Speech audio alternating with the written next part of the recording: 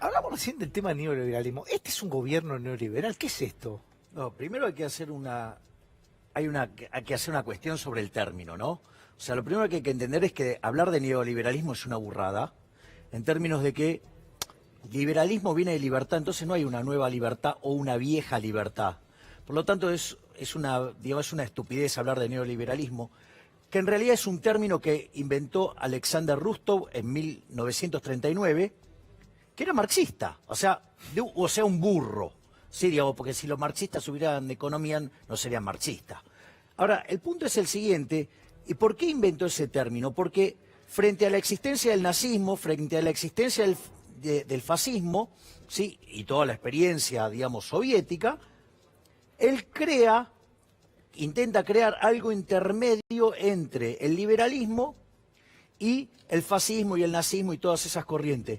Por lo tanto, aquel que usa el término neoliberal, feo lugar donde te estás poniendo, porque te estás poniendo en el lugar de un fascista, de un marxista. Pero, o de un... ¿Este gobierno qué es? ¿Qué es este No, gobierno? este gobierno es un gobierno de incompetentes. Este gobierno es un gobierno, digamos, socialdemócrata. Vendría a ser como lo que es el Partido Demócrata en Estados Unidos, la línea de Bernie Sanders, pero versión estúpida, en realidad más estúpida. Es decir, ese es el primer término. Entonces, básicamente, y después otra cosa, digamos, o sea, cuando lo acusan suponete que lo quisieran acusar de liberal, un gobierno que utiliza el endeudamiento, o sea, es un gobierno absolutamente antiliberal, porque cuando vos te endeudás, quiere decir que la fiesta de los de hoy la van a estar pagando tus hijos, tus nietos, tus bisnietos, o sea, gente que ni siquiera nació o gente que ni siquiera todavía puede votar, con lo cual le estás quitando recursos a esas generaciones que ni siquiera se pueden manifestar, porque algunos ni siquiera, o muchísimos, ni siquiera nacen, con lo cual es absolutamente antiliberal, digamos, un gobierno que hace déficit fiscal. Y ahí después hablaban otras estupideces, ese señor de barbita blanca. Juan Carlos Junio. ¿Cómo? Juan Carlos Junio. Un ignorante total. Digamos, igual que Pitrola, pero bueno, digo, Pitrola es de izquierda, por eso digo, está claro que no sabe de economía. A ver, el punto es el siguiente. Ahora, si vos contraes la deuda, digo, la vas a tener que pagar, salvo que, digamos, vos le quieras sacar la plata a la gente y no se las quieras devolver. Pero la pregunta que te hago es propio de un chorro. La pregunta que te hago es, el gobierno ha fugado a números de hoy 81.089 millones. Bueno, eso me encanta eso, porque eso muestra, digamos, eso también lo dijo recién Pitrola y lo dijo este hombre, también otro ignorante.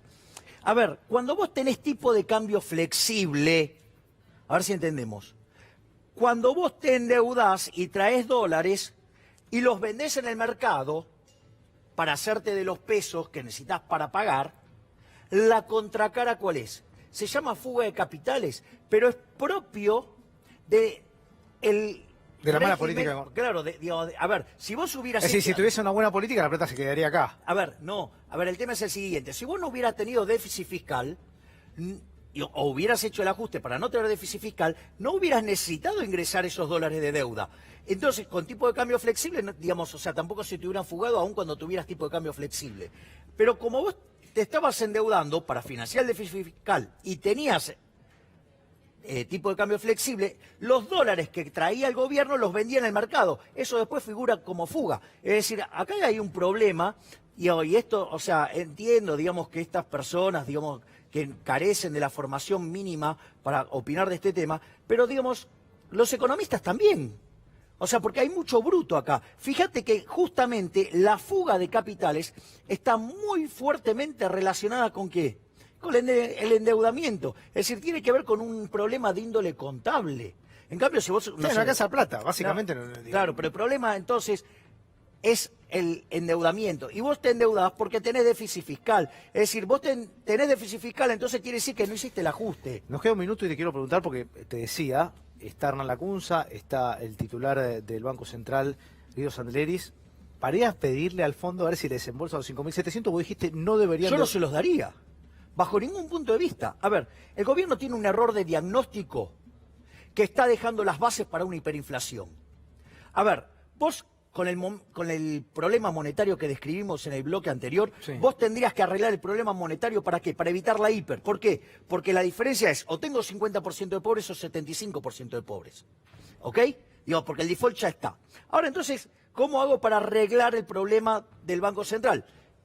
Me hago de dólares para limpiar las LELIQ y los pases. ¿Para qué? Para que el salto en el tipo de cambio sea mucho menor y la cantidad de pobres e indigentes sea menor. Es decir, que no le pase lo después de las PASO. Exacto. Un salto. Claro, y no tener la hiper.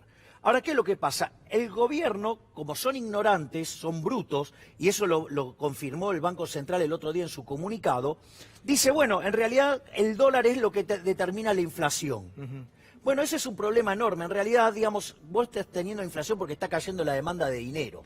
Y el dólar es un precio más. Entonces, como el gobierno cree que el problema para contener la inflación es atacar el dólar, ¿qué hace? Se está reventando las reservas y no, o sea, está trabajando sobre el efecto, pero no sobre la causa. Es como que tengas 42 grados de fiebre y en lugar de tomar los antibióticos te gastes la plata en comprar cubitos para poner en el termómetro. Una estupidez. Entonces, ¿qué es lo que pasa? La fiebre no se te va a ir, digamos, si vos te vas a morir. Entonces, ¿qué está haciendo el gobierno? Se dilapida los dólares.